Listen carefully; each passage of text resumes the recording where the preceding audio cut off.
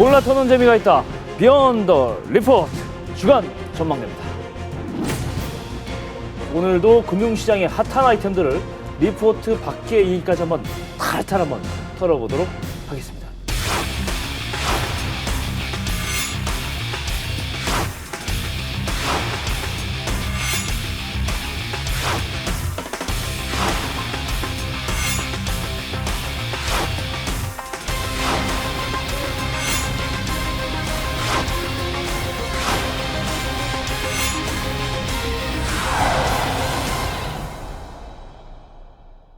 네, 부진을 이어가던 상장지수 펀드, 즉 ETF 시장이 올해 들어서 상당히 호조세를 보이고 투자자들도 관심을 많이 가지고 있습니다.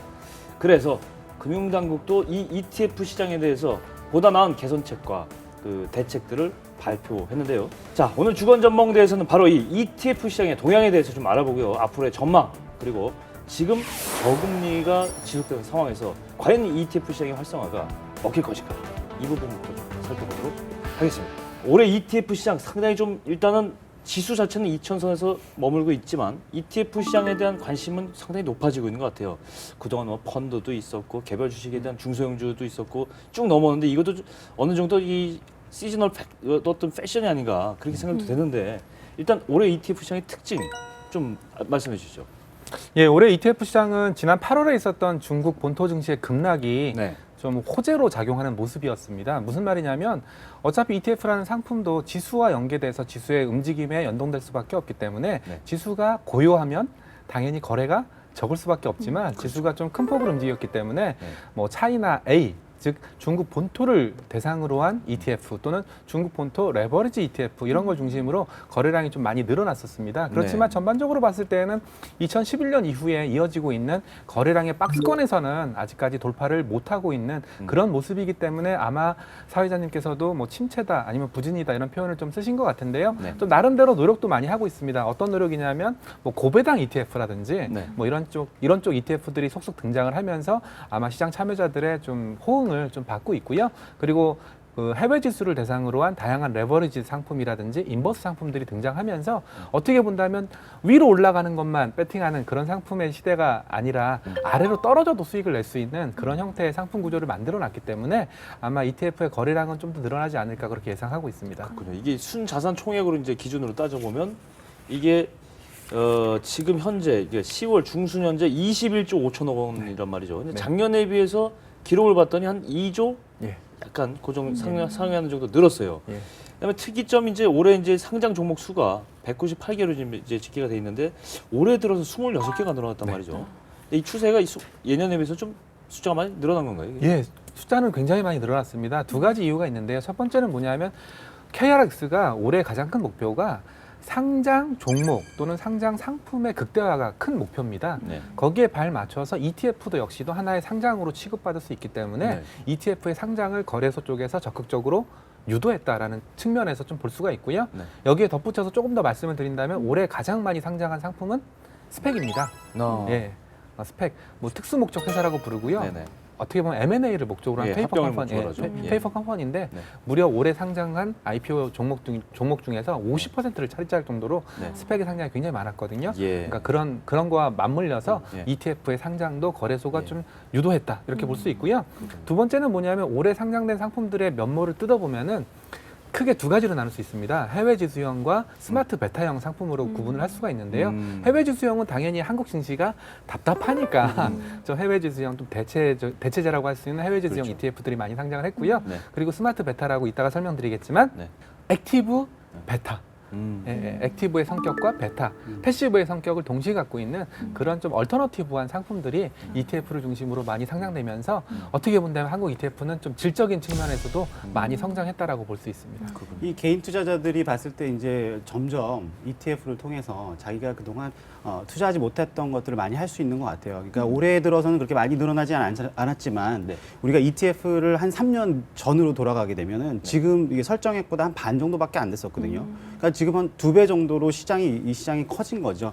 그만큼 투자자들 입장에서는 이 시장이 굉장히 매력적인 것 같아요. 예. 한국에서 이 매니저, 그러니까 운용사들 그런 지금 현재 뭐 어디가 제일 좀 많이 이 활발하게 ETF 시장에 운영하고 있습니다. 뭐 독보적으로는 S 자산운용 네. 여기 우리 협찬 없으니까 얘기해도 돼요? 관계자는 거죠. 삼성 자산운용. 삼성자산운용에 이제 코덱스. 그래서 앞에 이제 코덱스가 붙어 있으면 삼성자산운용, 어. 타이거가 붙어 있으면 뭐 미래자산운용. 그 앞에 이제 명칭이 붙어 있고요. 그 뒤에 상품 설명이 나타나고 있는데 이제 가장 활발하게 되는 데는 역시 이제 코덱스 이름을 달고 있는 삼성자산운용이고요. 네. 그 다음으로는 이제 미래에셋, 미래가. 타이거의 어. 이름을 단 상품들이 가장 활발하다라고 보여줄 수 있겠고요. 하지만 뭐 어떻게 보면은 활발하지만 풍요 속의 빈곤, 빈익빈, 부익부 이렇게 말씀드리고 싶은 부분은 네. 많이 올라갔지만 앞서 최창규 연구원이 말씀하셨던 것처럼 거래량이 늘지 않는다라는 거는 종류 많아지지만 여전히 하는 사람만 하고 하는 것들만 한다라는 볼 수 있겠고요. 빈익빈, 부익부는 이름을 잘 달면 뭐 코덱스로만 하고서 매매를 하지만 더 좋은 자산의 상품이 나왔지만 그 앞에 붙은 게 어딘지 잘 모른다. 이러면 또 상대적으로 등한시되는. 그래서 상품은 많아졌지만 거래량이 더 늘지 않았다는 점, 풍요성의 빈곤이라 볼 수 있겠고 빈익빈, 부익부는 되는 집은 잘 되고 또 부진한 집은 만나기 쉽지 않다. 그 빈익빈 부익부가 참 제 개인적인 경험이 아닌데요. 아까 막 스펙을 말씀하셨는데 제가 스펙이 상장된 스펙 ETF가 아니고 네. 스펙을 한 2, 3년 동안 들고 있다가 정말요? 손실 상당히 많이 봤어요. 한동안 스펙 시장이 죽어 있었잖아요. 네, 근데 네, 네. 제가 다 버리고 났더니 스펙 시장이 좋아져서 상당히 이익을 봤다 그러더라고요. 이 빈익빈 대표적인 사람. 빈익빈. 글로벌 시장을 좀 안 볼 수가 없죠. 글로벌 시장 ETF 시장은 어떻습니까? 이게 계속 미국 금리 인상이 좀 지난번 우리 할 때 10월이 가장 유력하다 그랬는데 무슨 10월입니까? 12월, 그러니까 9월이 유력하다 그러다가 10월도 조금 가능성이 있고 또 12월도 좀 아닐 것 같다는 의견으로 이제 가고 있어요. 이렇게 되다 보니까 이제 신흥국에서 자금도 이제 이동이 좀 유출되면서 몸살을 앓고 있고 글로벌 ETF 시장이 또 이 영향을 받지 않을 수가 없다 이렇게 생각이 되는데 그 부분은 어떻게 봐야 됩니까? 저희 하우스뷰도 지난번에 말씀드렸을 때 저희들 12월이 될 것 같다라고 말씀드렸는데 제가 안뵌 중에 저희들도 3월로 미뤘습니다. 예. 예. 그래서 이제는 이제 3월로 이제 저희들도 얘기를 하고 있는데 그렇게 되다 보니까 이제 이머징 마켓 자체가 굉장히 위험한 그러니까 페드 리프트오프가 되면서 굉장히 위험한 투자처라고 생각하다가 이제 다시 돈이 돌아오고 있는 것 같아요. 그래서 지난 이 9월 달부터 해가지고 이머징 마켓 인덱스가 굉장히 아웃퍼폼 했거든요. 한 네. 11% 정도 아웃퍼폼 했는데 그래서 이제 ETF 전체적으로 펀드가 선진국에서 신흥국으로 다시 돌아오고는 있어요. 근데 이게 언제까지 갈지는 저는 잘 모르겠지만 어쨌든 페드 리프트오프가 다시 얘기가 나오게 되면은 또 되돌아갈 자금이 아닌가 그런 걱정도 합니다. 예. 그렇군요. 시장에서는 이제 뭐 아까 말씀하신 대로 액티브 펀드 시대는 가고 패시브가 왔다.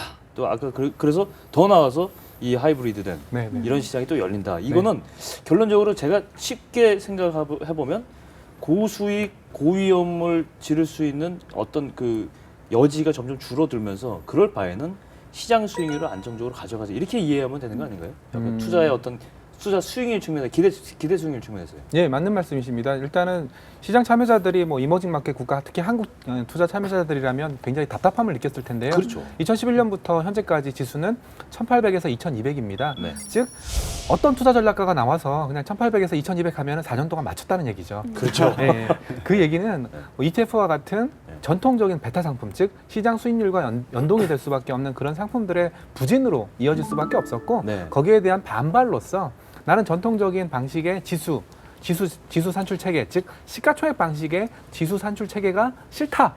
왜냐? 이 지수는 항상 박스권이니까. 그래서 나온 게 스마트 베타라고 생각하시면 되고요. 스마트 베타는 전통적인 방식의 시가총액 방식의 지수 산출 방식을 거부한 모든 전략들을 다 스마트 베타라고 넣을 수 있기 때문에 대표적인 게 동일 가중. 예, 200개 종목이라면 200개 종목을 전부 다 200분의 1, 200분의 1, 200분의 1, 200분의 1 이런 식으로 한 동일 가중 방식. 네. 아니면은 로우 볼 방식. 즉 200개 종목이 있는데 그중에서 변동성이 낮은 종목으로만 10개 종목으로 만들어서 지수를 쓰는 방식. 오. 이런 방식들을 다 스마트 베타라고 하고 있고요. 네. 앞서서 한화자산의 ETF 브랜드가 아리랑이거든요. 네. 아리랑이 스마트 베타류 상품들을 굉장히 많이 만들어내서 이미 상장되어 있습니다. 물론 개념 자체가 어렵기 때문에 뭐 일반 투자자들한테는 좀 낯선 개념이지만 이미 업계에서는 상당히 많이 개발이 되어 있고 그쪽으로 상품도 나와 있는 상황들입니다. 수익률은 어때요? 그런 수익률은 솔직히 말씀드리면 구간에 따라 틀립니다. 네. 스마트 베타류의 상품들이 잘 통하는 구간이 있고요. 스마트 베타류의 상품들이 잘 안 통하는 구간이 있거든요. 즉 한국에서는 삼성전자의 시가총액이 너무 크기 때문에 삼성전자의 비중을 줄여 놓으면은 수익률이 좋아질 수도 있습니다. 반면에 삼성전자 주가가 너무 좋을 때는 이런 방식을 쓰면 안 되겠죠. 네. 그럼 결국 말씀드리면 삼성전자 주가가 최근에 140만 원에서 120만 원까지 떨어졌으니까 네. 스마트 베타류의 수익률이 좋았겠죠. 예, 예. 이게 글로벌하게 보더라도 이게 액티브 펀드가 이제 점점 죽어가고 패시브 펀드가 이제 늘어나고 있는데 제가 마지막으로 숫자를 보니까 이게 액티브 펀드가 3.8조 달러, 네. 그다음에 패시브 펀드가 지금 2.5조 달러인데 오. 이쪽 펀드 업계에서 얘기하는 게 이제 5년이 지나면 바뀔 것이다. 패시브가 더 많아질 수도 있다라는 얘기를 하거든요. 근데 액티브 펀드에서 패시브로 자꾸 넘어가는 이유가 액티브 펀드 매니저들이 인덱스를 아웃퍼폼 못하는 거죠. 그렇죠. 그러다 보니까 이제 네. 펜션 펀드나 뭐 이런 데서 왜 내가 굳이 언더퍼폼하는 매니저한테 이렇게 돈을 써가면서 이걸 해야 되느냐. 그쵸, 그래서 그쵸. 인덱스 펀드로 자꾸 넘어가는 거죠. 그래서 근데 이제 그걸 저는 조금 이게 생각을 해봐야 되는 게 솔직히 글로벌 파이낸셜 크라이시스를 겪고 나서부터 시장이 대부분 매크로로 움직였었어요. 네. 마이크로 팩터보다는 매크로로 움직이다 보니까 이게 스탁 콜레이션이 굉장히 높아지고 그러다 보니까 스탁 피킹하는 자체가 의미가 없어지는 그런 시장이 돼버리는 거죠. 근데 이제 액티브 펀드가 지금은 그런 얘기를 해요. 그러니까 우리가 다운턴, 베어 마켓에서 우리가 아웃퍼폼 못하면 정말 우리는 패시브한테 진짜 진다. 근데 다운턴에서는 액티브가 아웃퍼폼하는 경우가 좀 더 많거든요. 그래서 오히려 액티브 펀드 같은 경우는 지금 베어 마켓이 온 것에 대해서 조금 반기는 분위기가 아닌가 그런 생각도 듭니다. 예. 저는 근데 스마트 베타 펀드 ETF에서 좀 물음표가 있는 게요. 뭐가 스마트한 건지, 누가 스마트한 건지에 대한 게 좀 제가 불분명하다는 느낌이 들어요. 아, 왜냐하면 액티브 펀드라는 것들도 매니저들이 애널리스트들이 되게 열심히 종목을 고른단 말이에요. 그렇죠. 근데 시장을 못 이기는 거거든요. 네. 다음 ETF를 가지고 그럼 누가 뭘 했을 때 시장을 이길 수 있느냐? 네. 이거는 물음표이고요. 네. 구간별로 좋은 수익률을 보이는 경우도 있고 그렇지 않은 경우도 있는데 이거는 일반 펀드도 마찬가지입니다. 자기가 실은 종목들이 좋을 땐 좋은 수익률을 내는 거고 그렇지 않은 나쁜 수익을 내는 것도 마찬가지로 그렇죠. 스마트 ETF도 마찬가지로 내 전략이 맞는 구간에서는 좋은 수익률을 내는 거고 예. 내가 가진 수익률이 원치 않은 데서는 언더퍼폼할 수밖에 없기 때문에 그렇죠. 되게 좋은 상품이고 분명히 고민될 가치는 있지만 예. 과연 스마트가 뭔지에 대해서는 좀 정의가 필요하지 않나요? 그 말씀 무슨 말인지 아세요? 제 스마트폰도 가끔 먹통이 되는 거예요. 저도 굉장히 같은 생각이거든요. 솔직히 스마트 베타라는 게 말 자체가 그 앞뒤가 안 맞는 게 두 개가 붙어 있는 거 느낌이 들어요. 그쵸. 그래서 스마트 베타가 저는 솔직히 그렇게 스마트하지 않다라고 생각하거든요. 그리고 보통 보면은 말씀하셨다시피 하나의 팩터를 이제 바꿔주는 거거든요. 네. 그러니까 웨이팅을 할 때 이렇게 하자. 뭐 디비덴드를 좀 더 주는 회사들로 하자. 뭐 이런 건데 어떻게 보면은 이제 스타일 펀드랑 비슷한 거죠. 근데 스마트 베타가 보통 인덱스 펀드보다 OBP 정도 더 받아요. 그러니까 이게 어떻게 보면은 수수료를 그렇죠. 예. 아, 그런 또 비밀이 있군요. 네, 그렇죠. 수수료를 더 받기 위해서 연구비. 스마트라는 그런 문구를 붙이는 거죠. 그냥. 운용사 입장에서. 너무 많이 까면 이거 운용사분들이 좀 뭐라 그러겠는데. 아, 예. 정말 여기까지. 여기까지만 하시죠. 자, 그래서 정부에서는 이제 올해 10월 그 초에 ETF 시장 활성화 방안에 해당하는 발전 방안을 내놨습니다. 그래서 결국은 이 위의 제목을 보면 저성장 저금리 시대의 효율적인 자산 관리를 위한 수단으로 ETF 시장을 활성화시키자라고 해서 이제 보면요. 뭐 아까 말씀하셨지만 ETF 시장에 대해서 뭐 제가 의의를 다할 생각은 없는데 굉장히 그럼 지금까지 이렇게 안정적으로 운영할 수 있는 방법이 있었는데 왜 못했을까라는 일단 아주 기초적인 의문이 들긴 하는데 어쨌건 이거를 하면은 이 지금 저금리 환경에서의 그 국민들의 어떤 자산 증식에는 도움이 될 수 있다는 생각이 들긴 합니다. 어떻게 보십니까? 이게 보셨죠, 다? 한번 보셨을 텐데 어떤 내용들이 좀 있는지 가장 중요하게 눈에 띄는 내용들은 어떤 것들을 좀 봐야 되겠습니까? 이제 저는 이제 증권사에서 근무를 하고 있기 때문에 가장 먼저 눈여겨봐야 될 부분은 연금과 같은 장기성 자금들이 ETF를 이용해서 네. 투자를 한다라는 그 부분입니다. 여태까지 이 말씀부터 먼저 드려야 될 것 같은데요. 국민연금 같은 경우에는 ETF를 투자하지 않았습니다. 그래요. 예, 그 이유가 뭐냐면 국민연금 같은 경우에는 ETF를 분해해 보면은 주식들의 집합이거든요. 그러면 내가 주식을 사면 되지. 굳이 ETF를 통해서 한 번 더 씌워서 포장을 한 겹 더 하는 거죠. 네. 왜냐하면 포장 한 겹 더 하게 되면 포장비를 네. 줘야 되지 않습니까? 아까 내가 그냥 알맹이만 그렇죠. 쏙쏙 사서 네네. 바구니에 담으면은 그냥 살 수 있는데 굳이 네. 뭐 포장 한 번 더 해가지고 뭐 박스째로 살 필요가 없었다는 거죠. 네. 그래서 이제 제일 중요한 부분은 연금과 같은 기관 투자자들이 ETF를 투자할 수 있게끔 유도하겠다라는 이 부분이 가장 업계 측면에서는 중요하고요. 네. 그리고 개인 투자자 측면에서는 그겁니다. 다양한 상품이 나와야 되거든요. 그렇죠. 내가 정말 위로 좋을 것 같다. 네. 그러면은 위로 3배짜리. 참고로 미국엔 있거든요. 네. 아니면 안 좋을 것 같다. 그럼 아래로 2배짜리. 음. 뭐 이런 식으로 어떻게 보면 좀 다양한 방향성 그리고 다양한 스펙트럼을 갖고 있는 ETF들이 등장을 해줘야 개인 투자자 입장에서 좋은 건데 이 두 가지를 모두 그 목표로 두고 ETF 시장 활성화 방안이 나왔기 때문에 업계 입장에서는 그래서 이제 환영받을 만한 조치가 아니었나 이렇게 분석하고 있습니다. 어떠십니까? 이 전체적인 시장 분위기에도 좀 활성화에 좀 증시 자체에도 좀 도움이 될까요?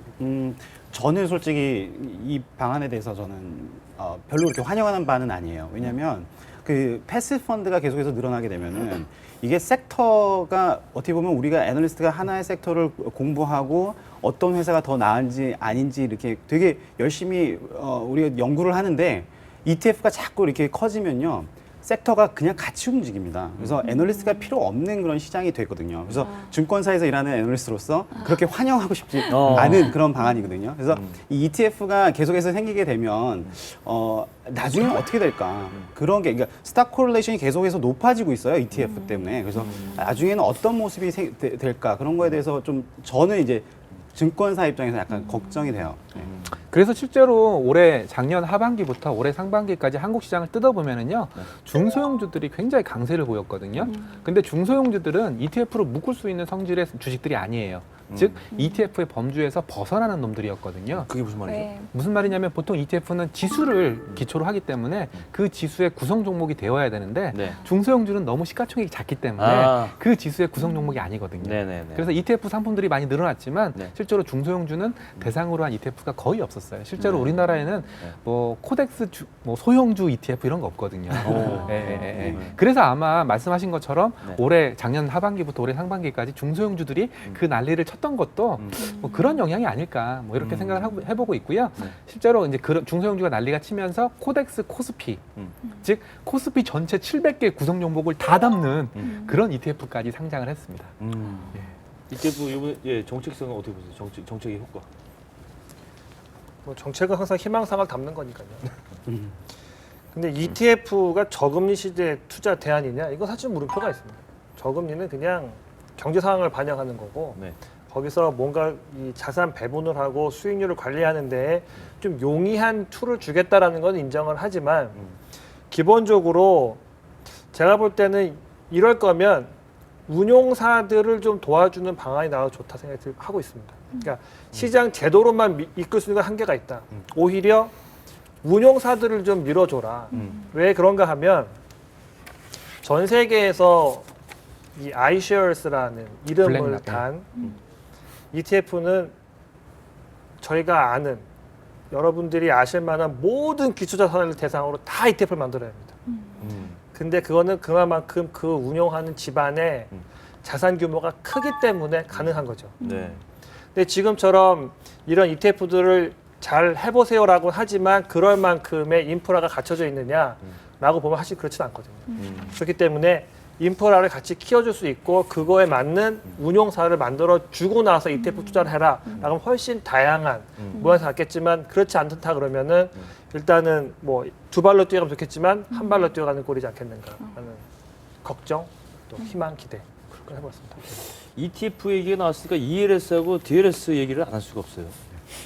중위험 중수익을 추구하는 게 주가연계증권 ELS라고 이제 보통. 근데 그 말씀 하시면 안 됩니다. 그래요? 제가 금감원에서 전화 받았는데요. 네. ELS 앞에 중위험 중수익이라는 수식어를 달았다고 네. 어떻게 ELS가 레포트에 예, 아니요. 기자랑 인터뷰를 했는데요. 인터뷰에서. 인터뷰 아. 멘트 중에 네. 그게 고위험 어떻게 중수익. ELS가 중위험 중수익이냐. 어. 이건 고위험 상품이다. 어. 라고 이제 경고장을 받았습니다. 아, 뭐 물론 예, 그 그게 배경이 5월 달부터 바뀌었답니다. 예. 그래요. 예. 그 표현을 쓰면 안 예, 되겠네요. 예, 예. 표현 쓰시면 안 됩니다. 예, 일반적인. 그다음에 이제 DLS도 이제 이게 데리베티브 아니에요, 그죠? 예, 예, 예. 그냥 파생 상품 예, 연계증권인데 이것도 이런 시장도 활성화, 이 ETF처럼 활성화되면 전체적인 어떤 자산 운용에 상당히 효율적인 수단이다. 저는 그렇게 생각하는데 네. 이 시장은 어떻게? 아무래도 뭐 일단 발행 물량이 요즘에 좀 크게 위축된 게 홍콩 시장 네, 네, 급락 네. 영향이 상당히 있겠죠. 네네네. 예. 그래서 ELS 역사를 좀 짚어드리면은요, ELS라는 상품은 2003년에 처음 등장했었고요. 그때 당시만 해도 그런 상품의 구조화 상품에 대한 개념이 없었기 때문에 네. 주로 지수 연계 예금이었습니다. 무슨 말이냐면 내가 2%짜리 예금을 가입해놓고 그 기간 동안 코스피백이 뭐 예를 들어 30% 오르게 되면은 한 2.5%, 0.5% 정도의 가상금리를 주는 그런 형태의 상품으로부터 출발을 했습니다.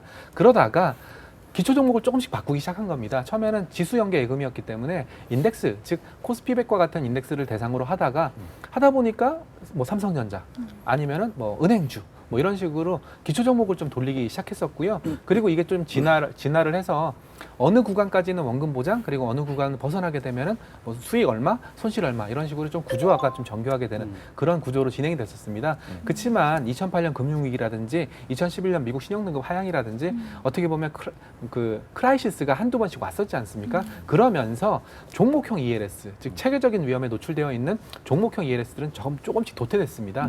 리턴에 비해서 리스크가 너무 컸던 거였죠. 네. 그러다 보니까 점차 인덱스형, 아까 ETF랑 비슷한데요. 네. 인덱스형을 중심으로 ELS가 설계되기 시작했었고요. 지금은 거의 99%가 인덱스형 ELS입니다. 그 인덱스는 뭘 쓰고 있냐? 잘 아시다시피 코스피 200을 쓰고 있고요. 그리고 이번에 문제가 됐던 홍콩의 HSCI, 그리고 일본의 니케이 225, 그리고 미국의 S&P 500, 그리고 유럽의 유로스탁스 50, 요 5개 지수로만 요즘은 ELS가 주로 설계가 되고 있습니다. 아무래도 종목보다는 지수로 묶었기 때문에 좀 리스크가 좀 완화됐기 때문에 저희는 뭐 중위험 중수익이다라는 표현을 좀 붙였었는데 최근에 HSCI가 급락을 하면서 지수형 ELS도 그렇게 중위험은 아니고 고위험까지 갈 수 있구나라는 그런 계기가 마련이 됐던 거였죠. 그래서 최근에는 ELS 모집이 그렇게 많이 늘고 있지는 않고요. 뭐 그 7월달, 8월달 같은 경우에는 ELS 모집이 상당히 많이 줄어들었다라고 통계가 나오고 있습니다. 예, 통계를 보니까 이게 3분기에 ELS 발행 규모가 17조 원입니다. 근데 예탁 결정자는데요. 전분기에 비해서 한 25%, 4분의 1이 날라가 버렸어요. 이게 굉장히 많이 위축이 됐다 이렇게 보는데. 중국 때문에. 최근에 ELS 기초자산의 한 70%가 홍콩 그 항생지수였기 때문에 그래요. 그 거기가 영향인 이제 것 같아요. 급락하면서 그렇게 많이 빠졌던 것 같은데 전체 발행액에는 한 38% 네, 정도 네, 네. 된다고 하는데요. 아직도 되게 비중이 큰 것 같아요. 근데 모집 금액이 이렇게 왜 줄어들었냐 여기에 대해서 의문을 많이 가지실 텐데요. ELS는 마법이 있습니다. 어떤 마법이 있냐면 조기 상환이라는 마법이 있습니다. 보통 ELS는 36개월짜리로 발행을 하는데 6개월 또는 4개월마다 한 번씩 평가를 하게 됩니다. 네네. 뭐 기준가 대비해서 몇 % 이상이면은 잔존 만기가 얼마더라도 그대로 끝내버리는 그게 조기 상환의 마법이 있었는데요. 아시다시피 최근을 제외하고는 홍콩 지수나 유럽 지수나 미국 지수가 다 올랐기 때문에 네. 거의 대부분의 ELS들이 조기 상환이 돼버린 겁니다. 만약에 국장님이 조기 상환 되셨으면 네. 어떻게 하실 겁니까? 저 그래갖고 한참 동안 잠깐 묶여진 적이 있었어요. 예, 조기 조기상환. 이거 갖고 할 게 없어갖고 좋아가지고. 네, 근데 보통 사람들은 조기 상환이 되면은 네. 또 다른 ELS에 음. 또 가입하죠. 아, 네. 그러니까 이게 바로 이제 조기 상환의 마법이었거든요. 조기 상환 되면 그때 당시에 또 발행되는 모집되는 ELS에 또 가입하고 가입하고. 또 조기 상환 되면 또 가입하고 즉 1,000만 원이 네. 계속 돌아가는 거죠. 그래서 이제 모집 금액이 커 계속 보이네. 늘어났다는 겁니다. 근데 홍콩 지수가 급락했기 때문에 그게 조기 뭐냐면 상환이 이제, 조기 예. 상환이 예. 멈춰버렸겠죠. 안 되죠. 그러니까 이제 선순환 구도가 깨져버린 겁니다. 아, 예. 쉽게 말하면 회전율이 네, 네. 떨어졌군요. 네, 네. 아마 그게 좀 크지 않나 싶습니다. 그렇군요. 일단 뭐 그래서 최근 증권사들이 이제 이 낙인을 없애고 편익 기초 자산을 뭐 홍콩 H 지수 아까 말씀하신 빼고 말씀하신 그런 니케이 225라든가 유로스탁스 50이라든가 이런 걸 바꿨단 말이죠. 근데 일단 뭐 ELS도 그러면 이제 뭐 그렇게 되면은 저수익 저위험 이렇게 봐야 되는 거 아니에요, 이제? 종목형은 고위험 저수익, 지수형은 중위험 중수익 쓰면 안 된다. 예. 안 쓰세요, 괜찮아요. 그러면은 뭐 미드 리스크, 미드 리턴 정도. 아, 중간 빼고. 상품을 만들어낼 때 한번 왜 증권사나 왜 운용사가 그 상품을 열심히 만들어낼까 한번 생각해 볼 필요가 있습니다. 지금 흥미로운데. 지금처럼 금리가 낮을 때는 네. 좋은 수익을 보장할 수가 없습니다. 그렇죠. 왜냐하면 아까 말씀드렸다시피 ELS도 모집된 금액의 상당 부분을 채권을 사고 네. 거기서 나오는 금리 수익만큼을 가지고 다른 이제 레버리지 일으킨 상품에 투자를 하는 게 이제 사업의 근간인 거죠. 근데 지금 채권이 엄청 비싸졌죠. 네. 그러니까 채권으로부터 얻을 수 있는 확장 이익이 되게 떨어지기 떨어지죠. 때문에 일으킬 수 있는 레버리지도 한계가 있습니다. 네. 그러다 보니까는 좋은 리턴을 줄 수가 없습니다. 대신에 지금은 해외 선물을 마음대로 투자할 수 있기 때문에 그래서 증권사들이 기초자산을 과거에 못했지만 S&P 500, 유로스탁스 50 뭐 이런 데 투자할 수 있게 되는 거죠. 그래서 저금리인데 많은 수익을 못 주지만 상대적으로 지수를 직접 증권사가 해지할 수 있는 룸이 열렸기 때문에 아주 잘 맞아떨어졌던 상황. 이게 지금 이제 ELS를 다시 힘을 부여 넣어준 기본 바탕인데 이게 계속될 수 있느냐에 대해서 문제가 좀 있다고 볼 수밖에 없는 거죠. 그렇죠. 그래서 지금 이 상품들이 어떤 위험을 주고 어떤 리턴을 주느냐에 대해서는 단언할 수가 없다. 그래서 아마 금감원도 그런 표현을 쓰지 말아라 한 것 같고 종목형 같은 경우 아시겠지만 현대차는 다 다운에 인 돼서 손실 다 봤거든요. 네. 그러니까 ELS가 항상 옳은 투자냐 이거 좀 물음표가 있다. 하지만 기초자산보다는 상대적으로 지수가 좀 안정적이다. 그리고 한 가지의 재밌는 부분은 운용사가 ELS를 만들 때 두 상품을 붙일 때 두 상품의 상관성이 가장 결여된 떨어지는 것들로만 꾸미게 되어 있습니다. 그래서 운용사는 알아서 리스크를 어느 정도 관리할 수 있고 줄 수 있는 리턴도 한계를 지어줄 수 있는 부분이기 때문에 이 수익이 언제 나에게 장미빛을 준다라고 생각하시는 것보다는 금리보다는 조금 더 얻겠다. 요 정도의 관심으로 투자하시는 게 더 합리적이다라고 볼 수 있겠습니다. ELS 투자하신 분들은 알겠지만요. 이게 낙인 구간을 도달할까봐 조마조마할 때가 네, 분명히 그렇죠. 있잖아요. 근데 네, 그렇죠. 증권사들이 이걸 없앴단 말이죠. 그러면 야 이제 좀 괜찮겠나 이렇게 생각이 드는데 또 그렇지도 않은 측면도 있다 그러면서요. 예, 그 상품은 잘 뜯어봐야 되는데요. 넉인이 있는 상품이 있고 넉인이 없는 상품이 있습니다. 넉인이라는 것은 아까 말씀하셨던 원금 보장 구간을 우리가 흔히 넉인이라고 부르고요.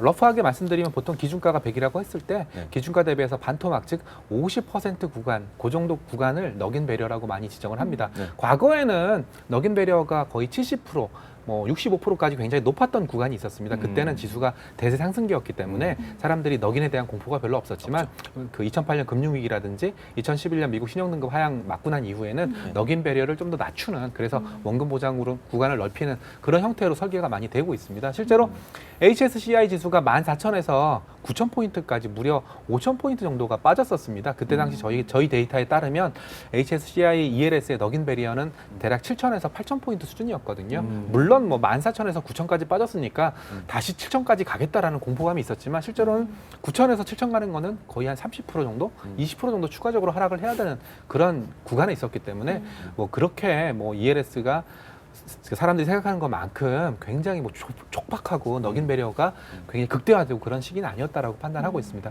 문제는 뭐냐? 넉인 배려가 있는 상품과 없는 상품의 가장 큰 차이점은 만약에 100에서 시작해서 넉인이 있는 상품이 50% 넉인 구간을 치고 나서 다시 올라왔을 때입니다. 근데 넉인이 있는 상품 같은 경우에는 보통 스텝 다운 옵션을 적용하기 때문에 그렇죠. 만기가 되면은 그 기준가 대비해서 대략 한 70에서 뭐 75% 수준만 유지돼도 그 쿠폰을 주게 되어 있습니다. 무슨 말이냐면 100에서 50 떨어졌다가 다시 70까지 와버리면은 플러스 수익이 난다는 거죠. 그렇지만 넉인이 없는 상품 같은 경우에는 스텝 다운 조건이 그렇게 좋지가 않기 때문에 100에서 50 갔다가 70 가버리면은 마이너스 30 손실이 날 수도 있습니다. 그렇겠네요. 네, 그래서 만기까지 긴 그림으로 본다면 넉인이 없다고 해서 정말 이거는 안정성이 보장되었다. 노넉인 상품이 네. 그렇게 장담하기는 힘들다라는 거죠. 투자 상품이 많아질수록 투자자는 참 고르기가 힘들어져요. 네. 이런 거 다 생각해야 되는데 어쨌건 그냥 결론적으로 그래서 파생 상품 투자를 이게 ELS건 DLS건 ETF건 이게 굉장히 지금 현재 시점에 봐서 이 상품에 대해서 적극적으로 투자를 고려하거나 투자를 해야 되는 시점이냐. 이것도 좀 생각을 한번 원초적으로 한번 생각해 볼 필요가 있는데 어떠세요? 저는 솔직히 그 얘기 전에 본질적인 거를 좀 얘기하고 싶은 게 그러면은 ELS가 누구나 투자해야 되는 상품이냐 이걸 봐야 될 것 같아요. 아까 우리가 주기염이냐 아니냐 이거에 대해서 얘기를 했는데 저는 이 ELS 상품은 다 고위험이라고 봐요. 특히 개인 투자자들한테는. 네. 왜냐하면 저도 잘 모르겠어요. 이게 구조를 보면은 이게 어떤 구조를 갖고 있는지 어떤 상황에서 내가 돈을 잃을지. 저희 주변에 ELS 투자하신 분들은 다들 증권사에서 팔 때 원금 보장형이라고 이렇게 설명을 했다라는 거죠. 네. 근데 나중에 보니까 다 반토막이 나 있었더라. 이런 얘기도 많이 하고 그 개인들이 이해할 수 있는 그런 구조가 아닐 수도 있다라는 생각을 해요. 그래서 만약에 자산이 많은 사람들, 투자를 되게 많이 하셨던 분이라면은 해도 되겠지만 보통 사람들은 또 저는 안 하는 게 맞을 수 있다라고 생각하고요. 또 이게 기초 자산에 대한 우리가 분석을 안 하고 들어가는 게 되게 큰 문제라고 생각하거든요. 네. 그러니까 기초 자산이 어떻게 되느냐에 따라서 이게 되게 많이 변하는 건데 특히 이제 싱글 스탁 ELS 같은 경우는 뭐 현대자동차가 설마 50%가 떨어지겠어? 이렇게 하다가 근데 떨어진 거잖아요. 그렇죠. 이게 근데 알고 보면은 옛날로 돌아갔을 때 글로벌 파이낸셜 크라이시스도 이게 CDO 큐브 이런 것들이 막 나오면서 이게 크레딧 버블을 일으켰고 그렇죠. 거기서 이제 터진 건데 그렇지.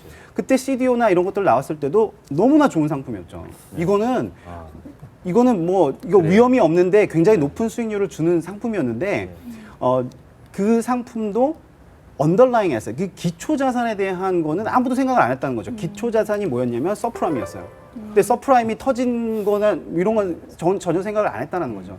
그래서 이런 상품들은 개인들이 하기에는 저는 솔직히 조금 약간 반대입니다. 그러니까 기초 자산에 대한 펀더멘털 어나리시스를 할 수 있어야 되고 그다음에 이 구조를 이해할 수 있는 사람들이 투자를 해야 되는 거 아닌가. 그래서 ELS 시장을 굉장히 활성화돼 있는 나라는 그렇게 많지가 않아요. 그리고 다른 데서는 이거를 이게 돈이 좀 있는 분들 아니면 이거를 권유하지도 않고요. 근데 우리나라는 이게 너무나 이게 좀 활성화돼 있는 게 아닌가. 그래서 저는 오히려 좀 활성화가 덜 됐으면 좋겠다는 생각을 합니다. 예. ETF의 경우 이제 해외 시장도 얘기를 해봐야 돼. 해외 투자 측면에서는 어떻게 생각하는지. 그리고 전체적으로 보면 중국도 이제 경기 부양의 기대감이 조금씩 살아나고 있고, 일본이나 유럽도 조금 그런데 지금 ETF 상품에 대한 해외 상품 ETF에 대한 투자는 과연 좀 어느 정도 좀 유의력이 있을지 그거 궁금해하시는 분도 많을 것 같은데. 일단은 해외 투자는 그냥 트렌드인 것 같아요. 지금 국민연금도 그렇고 여러 연기금들도 다 해외 투자 비중 늘리는 과정에 있고 네.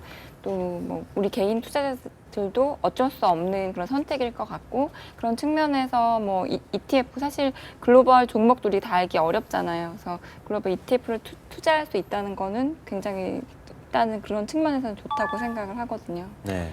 참고로 예. 최근에 저희가 이제 그 각 운용사의 해외 팀들을 대상으로 그 글로벌 포럼을 한번 했었어요. 네. 그래서 오신 분들은 해외 운영을 하시니까 다양한 해외 자산군에 투자를 하실 거 아닙니까? 근데 또 이제 제가 보니까 가장 그 좋은 수단으로서 해외 투자에 있어서 가장 좋은 수단으로서 꼽는 게 ETF더라고요. 왜냐하면 ETF만 있으면 채권도 할 수 있죠, 주식도 할 수 있죠, 그렇죠. 커런시도 할 수 있죠. 그리고 이걸 갖고 최근에 로보 어드바이저라고 해서 기계적 자산 배분까지 왔거든요. 예, 예. 참고로 이제 제가 로보 어드바이저 보고서를 지난주 썼으니까 한번, 네, 궁금하시면 한번 보시면 될 것 한번 같아요. 읽어보겠습니다. 예, 예. 저는 개인적으로 로봇 어드바이저 반대입니다. 예. 저희 밥줄이 끊어지는. 예, 예. 휴먼 터치가 있어야 되는데. 네, 사람 필요 없고요. 예. 그러다 보면은 그 기계 지키는 개 밥 주는 일밖에 하는 일이 없기 때문에 개인적으로 반대라는 생각이 드는데, 네 이런 것 같습니다. ETF 자체가 지금은 투자를 강요당하는 느낌이 좀 있습니다. 일단 우리나라 지수 박스니까 재미없고요. 그렇죠.